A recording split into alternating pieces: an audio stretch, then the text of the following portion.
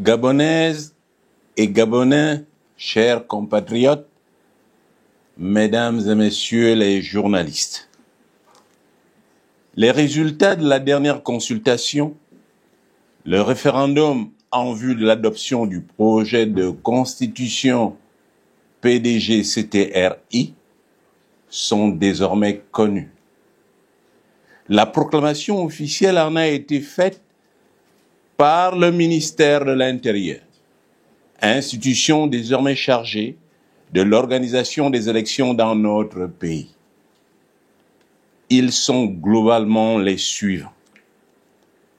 Corps électoral, 868 115. Suffrages exprimés, 454 173. Nombre de votants, 463 066.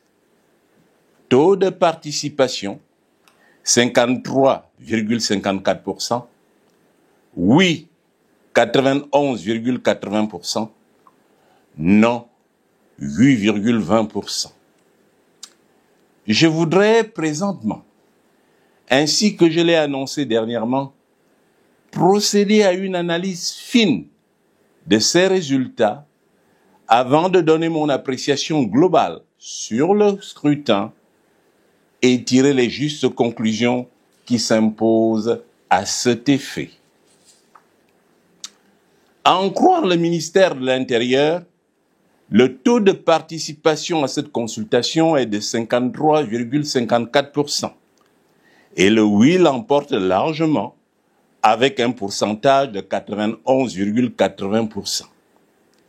La conclusion qui en découle est un vote massif et sans bavure en faveur du projet de constitution proposé par le PDG-CTRI. Cependant, une lecture fine des résultats donnés par le ministère de l'Intérieur et un calcul simple confrontant le nombre de votants en faveur du oui au nombre d'inscrits permet de comprendre très vite la situation. Les votes en faveur du oui ne représentent que 48,96% des inscrits, une proportion nullement significative au regard de l'enjeu. L'adhésion du peuple gabonais au projet de constitution PDG-CTRI, qui devrait déterminer l'avenir de tout un peuple. Généralement, ce type de consultation requiert, dans tout pays normalement organisé, une majorité qualifiée prenant en compte le nombre d'inscrits. On en est loin, puisque le oui n'emporte même pas l'adhésion de 50% des inscrits. Chers compatriotes, la réalité est tout autre. Nos collaborateurs et scrutateurs à Libreville et à l'intérieur du pays ont fait un travail remarquable qui donne, après recoupement, croisement et correction des biais, un taux global de participation de 30%.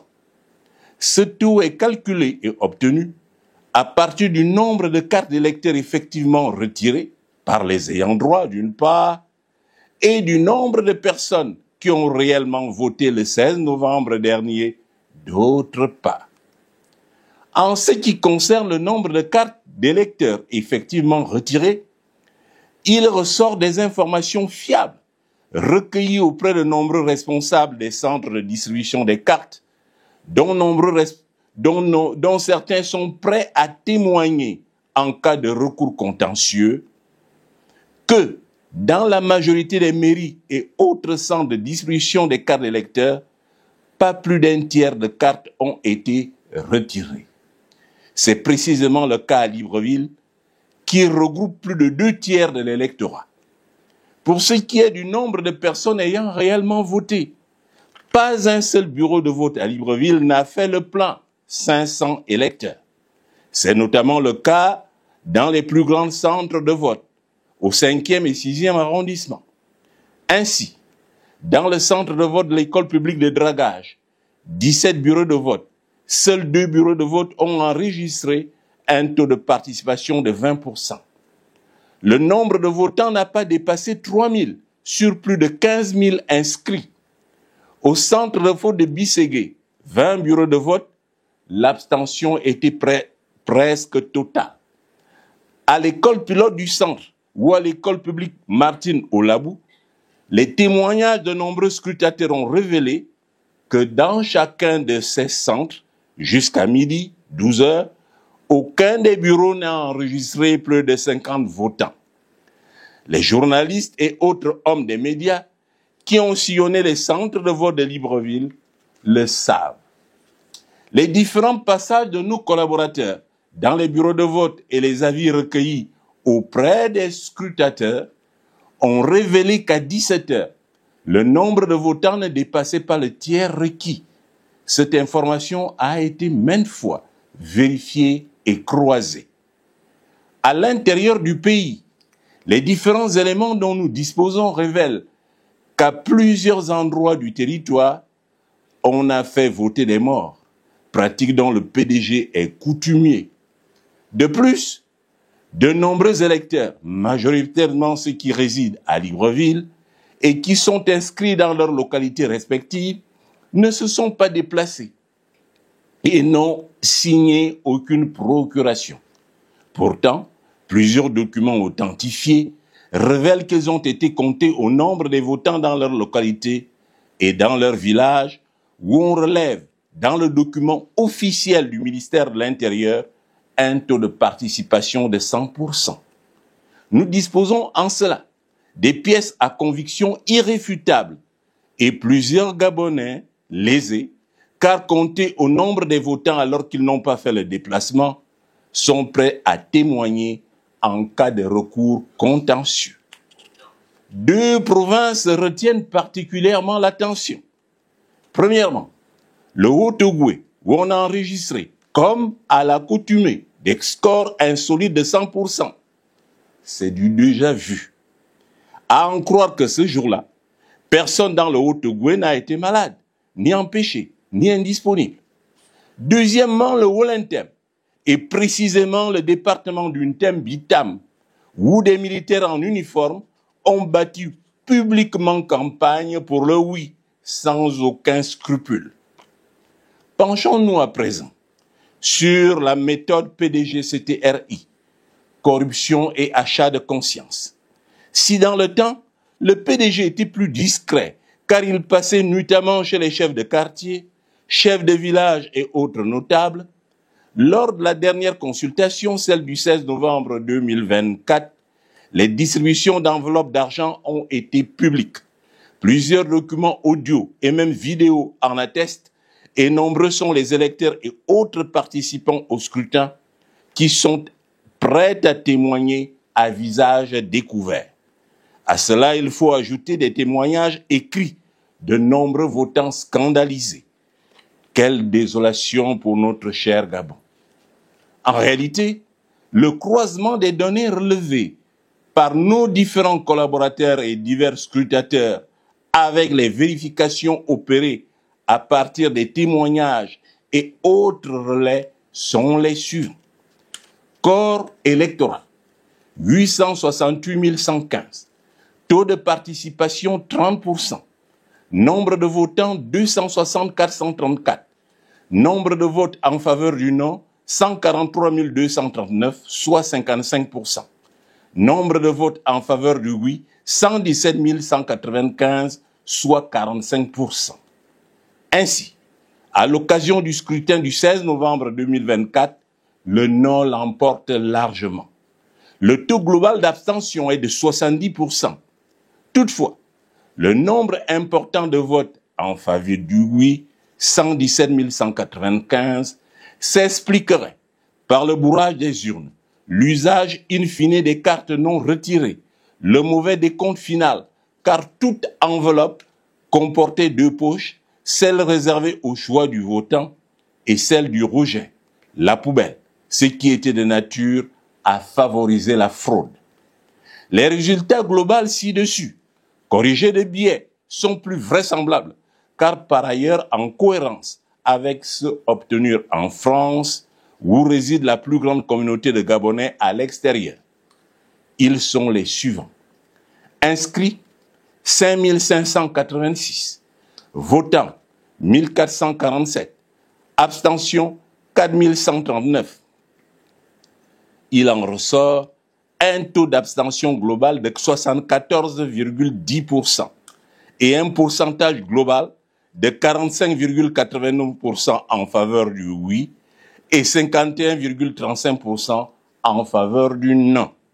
Les résultats de France ne souffrent d'aucune contestation, en raison précisément du rôle joué par la diaspora combattante que je salue cordialement au passage pour la féliciter et l'encourager. Il convient également de s'intéresser au nombre important de votes en faveur du oui dans cet espace, 45,89%. Il faut savoir que majoritairement se retrouvent en France, aux États-Unis d'Amérique et au Canada les fils à papa, sinon les enfants issus du système Bongo PDG, alors que les fils des pauvres croupissent à l'UOB, l'USTM, en tout cas au Gabon, sans aucun soutien financier. Les enfants issus du système Bongo PDG, qui pour la plupart sont boursiers de l'État gabonais, ont subi à des degrés divers une pression familiale forte, confondant intérêt du pays et intérêt d'une caste. À cela, il convient d'ajouter l'action d'une bonne partie de la diaspora vendue au pouvoir, appuyée par les nouveaux soutiens du CTRI, rentrés au pays au début de la transition et en bonne place dans le gouvernement de transition. Ils ont toujours leur relais en France, qu'ils entretiennent allègrement. Ils ont fortement financé la campagne du oui auprès de ces derniers. Malgré cela, les résultats globaux de France sont en faveur du non. Ils reflètent la tendance générale du pays. Le taux global de participation en France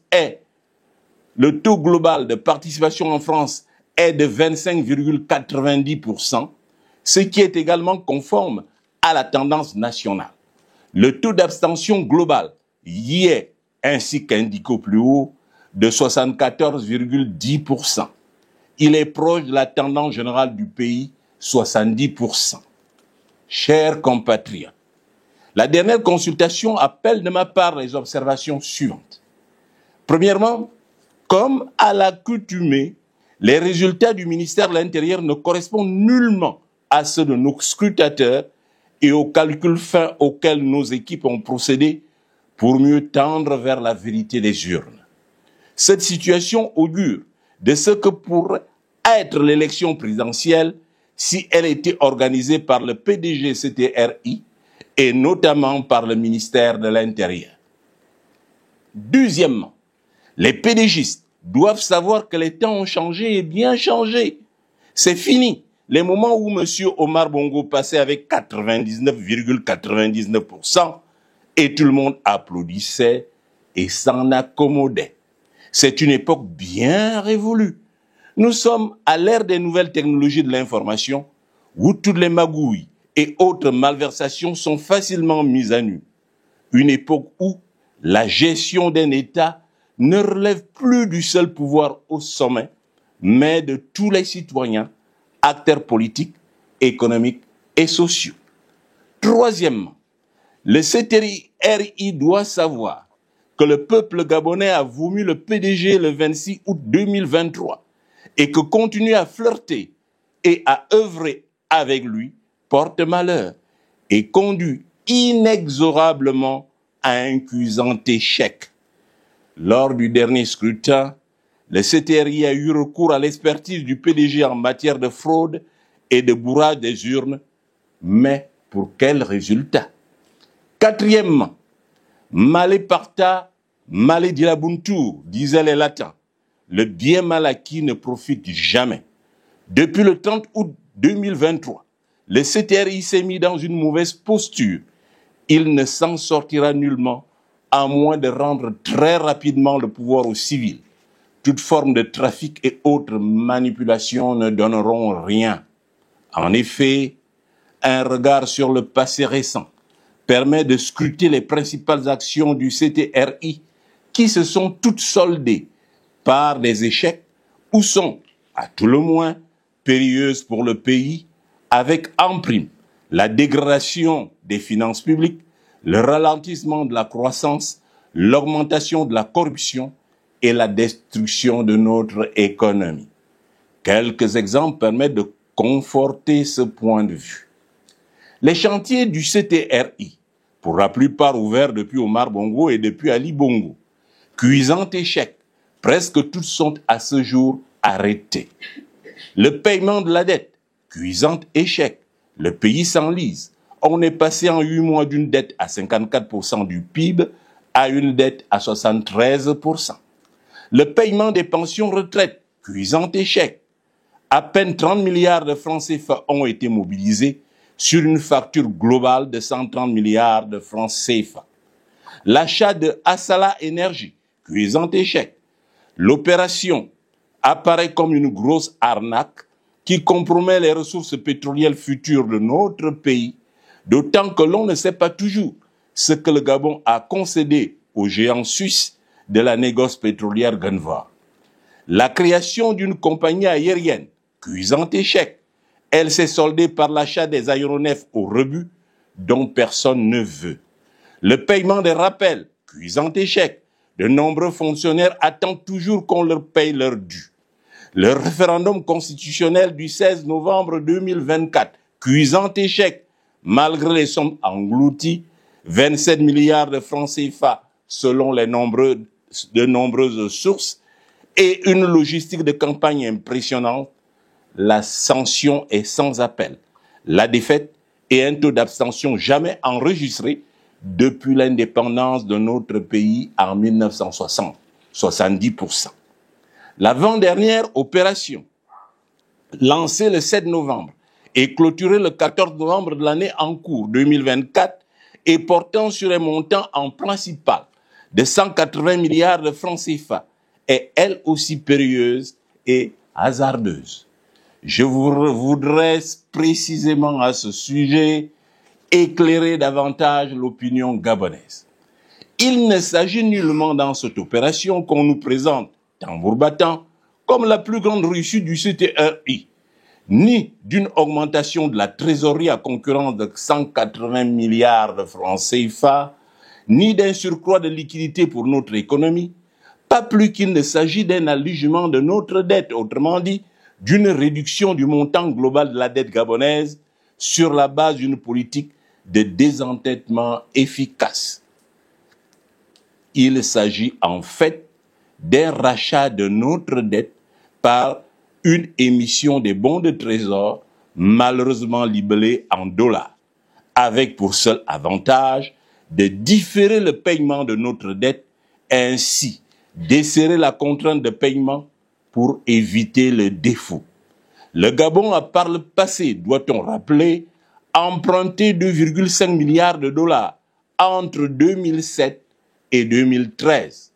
Notons par ailleurs qu'en émettant des euro-obligations libellées plutôt en dollars et non en francs CFA, le Trésor gabonais soumet notre économie au péché originel, qui est le fait d'emprunter en une devise forte, le dollar en l'occurrence, et devoir rembourser en monnaie locale le franc CFA. Cela augure d'un cycle de dette encore plus contraignant au-delà de juin 2025. Au moment où le Gabon fait courir au pays de la sous-région CEMAC un risque important, la dévaluation, sur la valeur de notre monnaie commune, le franc CFA, d'une part, et un réel risque de désagrégation de la zone d'autre part. Il faut rapidement arrêter le massacre. Les autorités gabonaises laissent entendre qu'à l'instar d'autres pays, notamment le Sénégal et la Côte d'Ivoire, l'émission des eurobonds permettra de réduire notre dette et de financer nos investissements en infrastructures. Je suis au regret de relever que les eurobonds, en fait des euro-obligations en français, ne présentent de tels avantages que pour les pays de l'Union européenne émetteurs. En effet, avec la création de la zone euro en 1999, tous les pays membres ont bénéficié d'une crédibilité renforcée auprès des investisseurs. Les taux d'intérêt ont convergé à la baisse, ce qui a permis à des pays comme la Grèce, l'Espagne, le Portugal ou l'Irlande d'emprunter moins cher et d'alléger leurs dettes publiques. Il n'en est pas de même pour les pays africains, généralement souscripteurs. Certes, les pays africains ont eu recours aux marchés internationaux depuis les années 2000 pour financer leur politique de développement économique. Mais seuls ceux d'entre eux qui justifient d'une gouvernance relativement bonne, au regard, entre autres, du respect des critères de surveillance multilatérale et qui sont bien notés par les agences internationales, peuvent espérer affecter leurs ressources vers les dépenses d'infrastructures. Ce n'est nullement le cas du Gabon, qui connaît ces derniers temps, ainsi que mentionné plus haut, une forte dégradation des finances publiques, le ralentissement de la croissance, l'augmentation de la corruption et la destruction de son économie. Le Gabon, qui ne respecte aucun critère de surveillance multilatérale, aussi bien ceux de premier rang que ceux de second rang, est malheureusement devenu un pays exempt. Mes chers compatriotes, au regard de tout ce qui précède, le pouvoir PDG-CTRI doit résolument tirer les justes conclusions des résultats réels du scrutin qu'il vient d'organiser. Premièrement, le moment est venu, et bienvenu pour les militaires, de rendre le pouvoir aux civils et de regagner la caserne. Deuxièmement, les Gabonais ayant majoritairement récusé le projet du PDG-CTRI, la seule constitution qui s'impose aujourd'hui est la constitution consensuelle de 1991. La lotta continua hasta la victoria siempre. Que Dieu bénisse le Gabon. Je vous remercie.